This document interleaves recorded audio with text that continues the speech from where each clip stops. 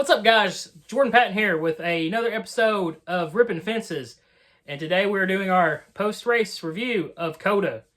And I'm happy to say, as far as the race goes, besides the results personally for me, that was a great race. And I think maybe, just maybe, the road course package is fixed. So on that note, we do have some negative stuff, in my opinion, to get out of the way. So let's go with the negative stuff first. Nothing about the race itself, but more about the broadcast, the Fox broadcast, and the lack of interviews, and just important things that have happened. Now, I don't know much about this at this time. I only saw a picture of it, but they ended up having to treat Brad Keselowski after the race. I'm assuming from exhaustion or something like that, dehydration. So keep him in your thoughts and prayers. Hopefully he's okay. Like I said, I don't know any information other than the fact that he got treatment at this time. So we'll see what happens there. Hopefully he's okay. But yeah, as far as the negatives go, like I said, we'll get it out of the way and then we'll get to the race. Because I like ending videos on a positive note, because I feel like here lately I've had more negative than positive, but this race really was good. So, Fox sucks. They have not been good in a long time, and I know it's been said and done many times.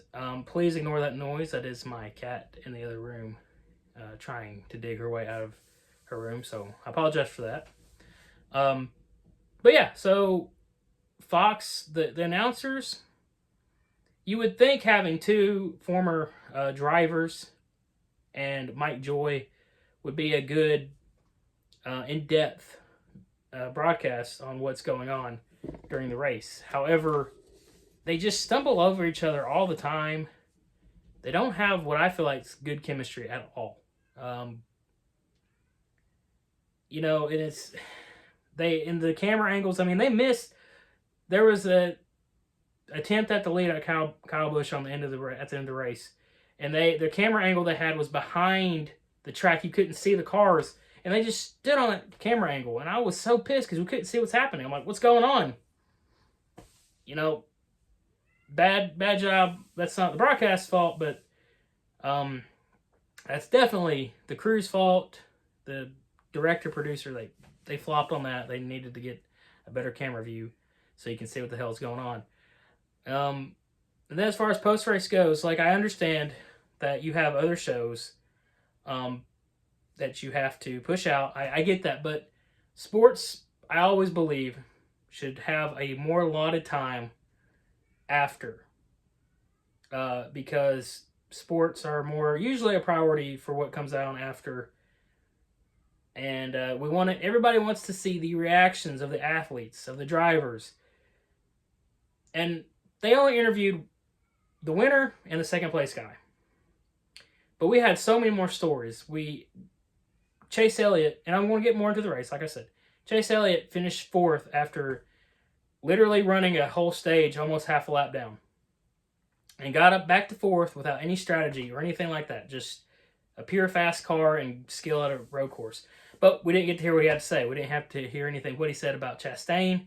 And I think maybe Chase got into the one, but we missed that. Which I give that a little bit more grace because there was a great battle going on for the lead, but we didn't hear anything about it. I don't know if that for sure happened, but I think so from the way it looked on the ticker. But yeah, Fox, and the thing is, they had plenty of time to interview drivers before they allotted time. First of all, the race ran its schedule. There was no OT or anything. There was no green, white, checkered. But we dicked around. We had interviews. We got to hear what Jamie McMurray and Chris Myers had to say. When we could have been interviewing drivers, I wanted to hear what Kyle Busch had to say. Because Kyle Busch put up a hell of a fight, gave everything he had, and, I wanted to hear his thoughts. I really did. But we didn't get that. Same for Chase. Same for Reddick. I wanted to hear what he had to say. He was up there. It was a three-way battle for the win again. And we didn't get to hear all the drivers' stories. So, Fox wasting time. Just I don't want to hear what I've been hearing Clint Boyer, Kevin Harvick, and Mike Joy the whole race. I don't need to hear their final thoughts. I would rather hear the drivers. I think I am probably not alone on that. So, yeah, let's get that out of the way. Fox sucks. I still hate their whole broadcast like theme too. If that's a little thing I pick on, I'm sick of the terrible action hero comic book driver pictures. That's awful. From what I can tell, I haven't seen a Xfinity race in person live, but their graphics and stuff are so much better. Anyways, that's pretty much all the negative out of the way. So let's go ahead and get into the race. The race itself. So, by the way, welcome if you've skipped the negative. The race itself was a 10 out of 10. Like I said, personally, I was not happy with the results. I'm not a Christopher Bell fan. However, I got to give big respect to the whole top five, really. Actually, the whole field, because we didn't have 50 green white checkers. Everybody kind of, I guess, we got that one stupid move by Chastain out of the way on the first, green flag, and everybody did a pretty good job. And yeah, especially Byron and Reddick, they definitely could have dive bombed Christopher Bell. They didn't. They raced him clean. They went at him the way we want. I mean, it was racing. And this is what I was talking about, how I want, how drivers to respect each other. They did that. So, a clap for those guys. And also for Christopher Bell. C-Bell did a great job. All my bias out of the way. C-Bell did a great job. He ran a good race. He chased down. He learned from his mistakes. And that's what I'm liking to see. These drivers, like Bell, Byron, and Reddick, they learn from their mistakes, is what I've noticed. So good on them. They race each other clean. Had a great finish. It was still exciting. We don't need... I mean, personally, I was like, oh, yeah, come on, wreck him, because my two favorite drivers are sitting there 4th and 5th. Like, yeah. But in the ultimate grand scheme for a full clean race, it was great. And I respect them for that, because that's what I've been kind of bitching about, is just the lack of respect that drivers have seemed to have. So, yeah, that was great. The racing all of itself, all around was good. Good racing. People could pass. Tires came and go. You had comers and goers, so it was a good race. So, hopefully the road course package is fixed, and maybe that means the short track package will be too. We don't know yet. So we'll see. I mean, the Martinsville race last year was pretty good, so I think we're on a upward trajectory for at least. And also, I think they did cutting down the track really also helped. That was definitely something that I think contributed to a good race today. So, on for that, let's talk about Christopher Bell himself.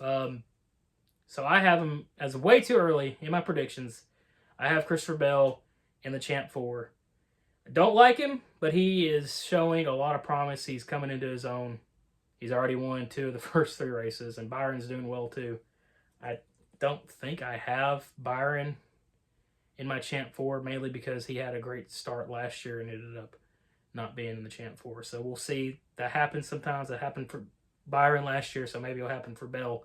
I don't know. But right now, he's your favorite, and he's running good at all the tracks. And I have him. I predicted that he will win next week at Phoenix, but right now I'm 0-4 in that. So I didn't make a prediction video because I've been super busy. I was exhausted yesterday before I went to work, so I did not make a prediction video. I predicted SVG to win. Looked good. All my picks have actually looked pretty good until they didn't, so fair enough on that. But yeah, Christopher Bell is really impressing me. He's driving really well. He's pissing me off personally. Just want to get that out of the way. But as non-biased, he's doing good. He's got talent. He's looking like a early championship favorite in my eyes, and I think everyone else's. On to the next thing. Let's talk about how Kyle Busch is it's crazy how he's went from being the guy you want to see fail to the guy you just really want to see succeed. And he gave it his all. The only contact that by Christopher Bell, I think really, he said in his interview, and I wanted to see if Fox had been cool and interviewed Kyle Busch. I wanted to see how he reacted to that, but we didn't get that. So yeah, Kyle Busch Bell definitely had the best car, but Kyle Busch did such a good job at holding him off for as long as he did, and he just didn't have enough car. It was all used up by the time. I don't think that contact he made with Bell helped either on the rear end. So yeah, that sucked. But I really think Kyle Busch is going to win a couple races this year, at least one. He's been in all the races. We haven't got to our cookie cutter races yet, so we don't know. Sorry, I mentioned my nose a lot. So we don't know for sure. It's been really weird. You got 2 speedway races and then a road course right off the bat. So, but yeah, hope the road course package is fixed because we have 6 of them this year, so that's great. But yeah, Kyle Busch, man, I was really excited. I was really hoping he's going to win, and I'm sure he's pretty bummed because he's a great driver. He's one of the best that's ever done it. So yeah, props to Kyle, and props to Bell on that too, because he did race him clean. He could have taken him out, and Bell literally hit the brakes and said, "Whoa, we're not going to do it that way." So pat on the back for Bell on that. And then, of course, we can't have this video not talk about Chase Elliott and Ross Chastain. I'm a Chastain fan, but he makes it so hard sometimes. What are you doing on lap 1? There's no reason for him to make that contact. He was trying. I think best commentary all day, Mike Joy said, he was trying to be the first to turn out of turn 1 from 9th place. He made a video game move, and the thing is, he could have let up. There was no reason he couldn't let up. He wasn't that committed to it. He didn't lock the brakes. He just said, "Nah, I'm not going to lift," and dumped Chase. And really, I think Chase probably would have won today, or at least would have been in the top 3. He finished 4th after being half a lap down in stage, was it 2? Or was it after stage 1? I don't remember. I think it was after stage 1 he was a lap down. So yeah, come on, Ross, dude. You're sitting there chewing out Carson Hocevar for the same stuff that you do. Let's clean that up. And I do hope that Chase got into him. I don't know. He needed to get dumped after that crap.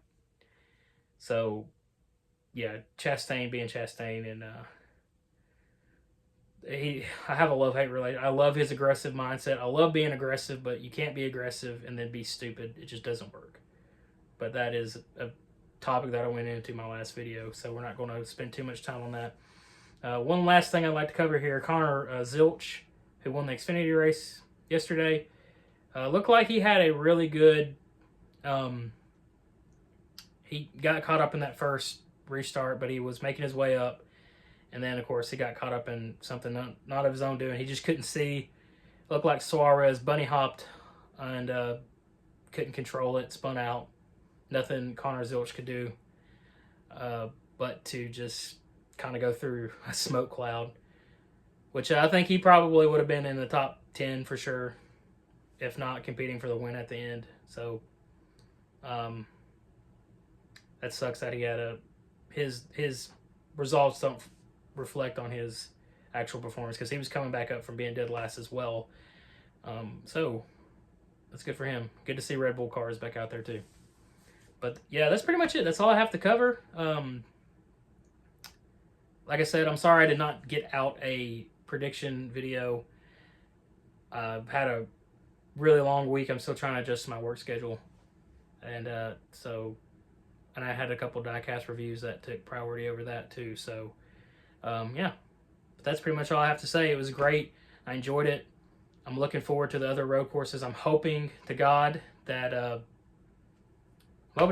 we will have a good short track package at the end of this too. So on to Phoenix. That's pretty much it, everybody. Hope you have a great day or night wherever you may be. We'll see y'all on the next one, guys. Peace out.